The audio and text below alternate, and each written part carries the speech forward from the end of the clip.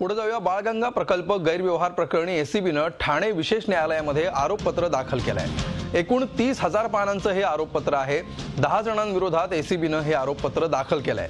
हे 10 जण कंत्राटदार आणि अधिकारी आहेत. एफए कन्स्ट्रक्शन आणि एफए एंटरप्राइजेसचे फतेह खत्री, निसार खत्री, अबिद खत्री आणि जाहिद खत्री यांना यात आरोपी बनवण्यात आलंय. या प्रकरणी दाखल केलेल्या पहिल्या आरोपपत्रामध्ये अजित पवार यांचं नावच नाहीये. मात्र अजित पवारांना क्लीन चिट दिली नसल्याचं एसीबीनं सांगितलंय. अजित पवार यांची चौकशी सुरू असल्याचंही एसीबीनं म्हटलंय.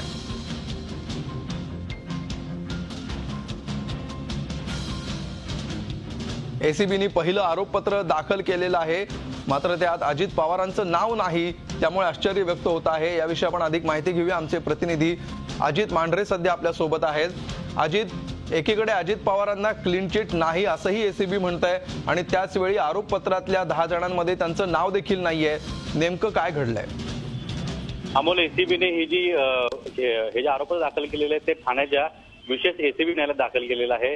एसीबीने या आरोपपत्रामध्ये 5 अधिकारी आणि 5 जे कॉन्ट्रॅक्टर आहेत त्यांची नावं दिलेली आहे. पण अजित पवार तत्कालीन जे मंत्री होते त्यांचं नाव या संपूर्ण आरोपपत्रात पुढे नाहीये. यावर एसीबीचं स्पष्टीकरण असं आहे की ह्या जे 10 अधिकारी आहेत, 5 अधिकारी आणि 5 जे ठेकेदार आहेत त्यांची चौकशी सुरुवातीपासून सुरू होती आणि त्यांची चौकशी पूर्ण झाल्यानंतर आणि कोर्टाचा वेळ, आरोपपत्रांचा वेळ आहे, त्यानुसार या 10 लोकांची नावं घेऊन आरोपपत्र दाखल केलेलं आहे. अजित पवारांची अजून देखील चौकशी सुरू आहे.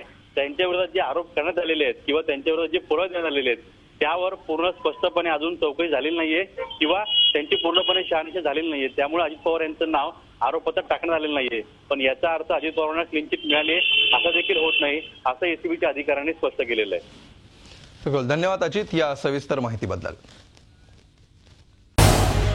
झी 24 तास रहा एक पाऊल पुढे.